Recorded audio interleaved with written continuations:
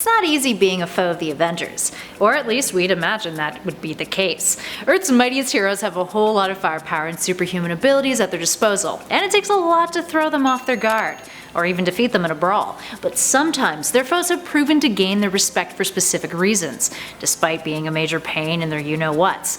So today we are taking a look at the Avengers' enemies who've managed to impress the team or surprise them in some sort of noble way, despite, being evil. With our list of the top 10 supervillains the Avengers respect, let's get to it.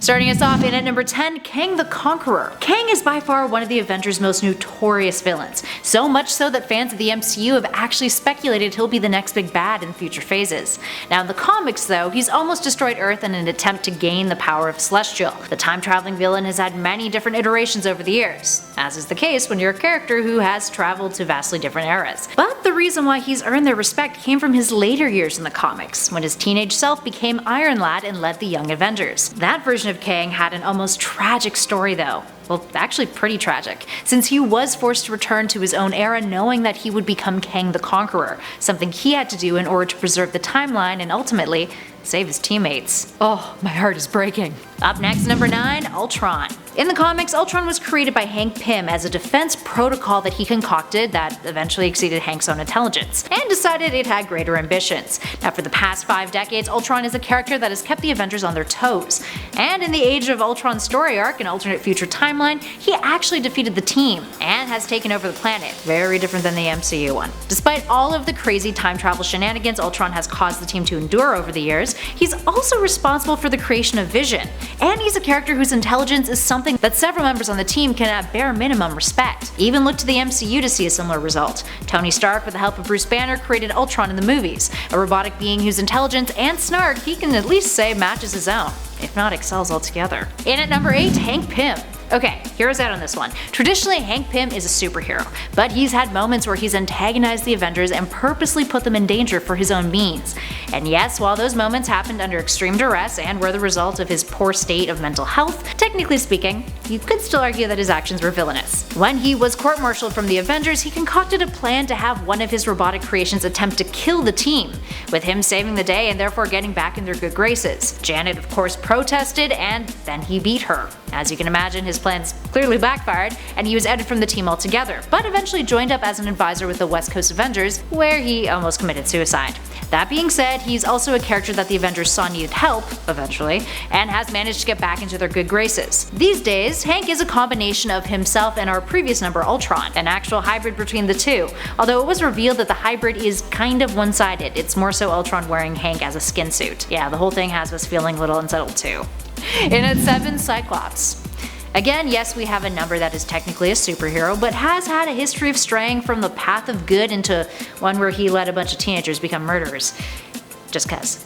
When Cyclops first hit the scene in the X-Men issue 1 in 1963, Scott Summers was the leader of said team, working under Charles Xavier to guide the team of mutants to successful victories on the battlefield and in missions. But over time, Scott changed. During the Schism story event, we saw a more villainous side of Cyclops emerge, and later during Avengers vs. X-Men, after Cyclops had started up his own team of X-Men on Utopia, and the Phoenix Force was all like, hey, I'm back on Earth, and using Hope Summers as a host, Cyclops found himself up against the Avengers. Now Captain America and the Avengers wanted to take Hope into custody to protect the Earth, fearing what the Phoenix Force may try to do.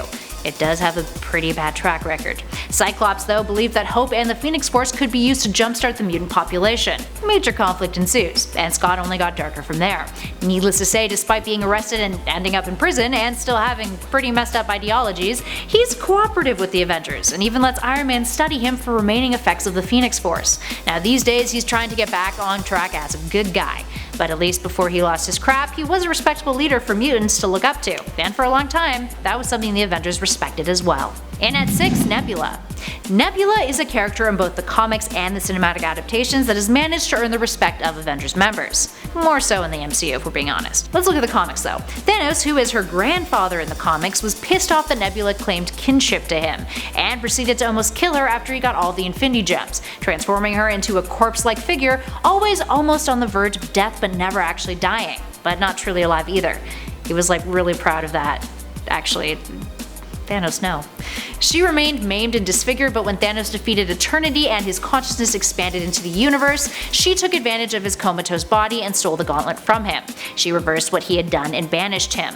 Now while she wanted to use it to take over the universe, you gotta give it to her. Managing to do what no one else could is a pretty big feat and something to respect. And in the MCU, she's a villain turned hero, aiding after Thanos' snap, or as the MCU now refers to it, the blip, and helping the Avengers to return the world the way it was, and to finally defeat her adoptive father once and for all, despite her being the unintentional reason why the 2014 timeline Thanos was able to head on over to the present timeline, stir up a massive battle, and eventually, indirectly, cause the death of Tony Stark.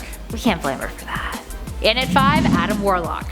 Adam Warlock has done a lot for the Marvel Universe. He's the one who spearheaded the attack on Thanos in the 1991 Infinity Gauntlet story arc. The comic that, if you didn't catch it from our last number, was the primary basis for the MCU's Avengers Infinity War film. Warlock is the one who orchestrates the attack on Thanos after he's snapped, managing not only to recruit heroes, but cosmic entities and even Celestials. And Dr. Doom, who's like really reluctant and doesn't trust him. Actually pretty funny. Eventually, after Nebula grabs the gauntlet from Thanos, Warlock manages to convince the Mad Titan to help him get it back, and ultimately saves the day. That's without even getting into the sequel miniseries, of course. But here's the thing with Adam Warlock. While he's highly respected in the Marvel Universe, especially by the Avengers, he's also got an evil half, a Magus. There's been 3 incarnations of the Magus over the years, with the second version being one that is expelled from Adam's soul after he acquires the Infinity Gauntlet. That evil part of his soul becomes the corporeal form of the Magus, and ends up seeking out the gauntlet for himself. He even recently appeared in the Infinity War storyline as well. You know, that recent one where all the heroes got like smucked together? He was found by Gamora in a cocoon. By smucked I mean amalgamated. You get it, schmuck. And at 4, Norman Osborn. Norman Osborn is definitely a really bad dude, but the reason why he's respected by the likes of the Avengers, not including Spider-Man to be fair, is that in recent years he's fluctuated between being a baddie and being an anti-hero. But let's jump back for a sec. In contemporary comics, he went from being Peter Parker's arch-nemesis to a full-blown Avengers enemy, taking on the guise of the Iron Patriot in the process. He was once the director of S.H.I.E.L.D. and Hammer, and even started up a team called the Dark Avengers. And that, my friends, is exactly why he ended up on our list. Aside from his intelligence and business savvy, which, you know, the likes of Tony Stark can at least nod to, Osborn was once respected by a group of Avengers. Technically, the Dark Avengers, which just so happened to be his very own team of Avengers, but it still counts, right? Technically Avengers. And at 3, Scarlet Witch. Scarlet Witch's origins in the comics established her as a villain before she became a part of the second iteration of Avengers. She and her brother Pietro initially joined up with Magneto, prior to knowing that he was Daddy Dearest, might I add, and joined his Brotherhood of Evil Mutants in order to repay him for saving them from a mob. Eventually, after Magneto is abducted by the cosmic entity Stranger, the Brotherhood disassembles, and the two, feeling that their debt has been paid, end up moving on and becoming Avengers. But let's talk about the real reasons why she's on this list. She may be a hero, but her mental instability in the comics has caused her to turn her back against her peers in catastrophic ways. During Avengers Disassembled, she discovers from a mildly intoxicated Wasp that she had children with Vision once upon a time, 2 twins, and that information was hidden from her for years. Naturally, she loses it, as any person would if they found that out, except she has reality-altering abilities, which makes this bad. She resurrects villain Jack of Hearts to kill the Avengers, blowing up the Avengers mansion, and then murders Scott Lang through the explosion. She forces Vision to crash the Quinjet into the mansion and then makes him cough up pieces of himself that turn into little Ultrons, and then She-Hulk ends up ripping him in half, killing him in order to prevent more Ultrons. Wanda then uses her abilities to summon Kree warships, which then causes Hawkeye's death. And then later on, Quicksilver would manipulate her to create a world where mutants were the dominant race and Avengers didn't exist. So all in all, when Girl has a grudge, she goes hard on dishing out revenge.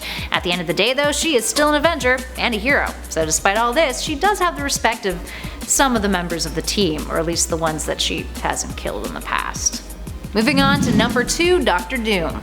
Dr. Doom fits the classic villain trope of villain with a point. Now, despite all of his personality flaws, he genuinely wants the world to be the best it can be, which of course to him means he needs to be the one ruling it. Funny enough, in an alternate reality in which he does rule, it's actually the best possible outcome, despite all of the evil things that he's done. Regardless of that, Doom's behavior is dictated by strict codes he chooses to follow. Doom has been known to keep his exact word and has a code of honor. The latter led him to save Captain America from drowning because Cap had previously saved his life. He also kept Spider-Man alive alive once after the hero had saved him from terrorists attacking him at an airport. He also won't attack a foe who's weakened or at a severe disadvantage, since he believes a victory in that state is hollow and meaningless. In addition to that, his magical skills have gotten him the respect of characters like Doctor Strange, who once admitted that Doom had the chops to be Sorcerer Supreme. All in all, he's a narcissist, but you know, there's some good in there. Such a complex character. And finally, in at number 1, Loki.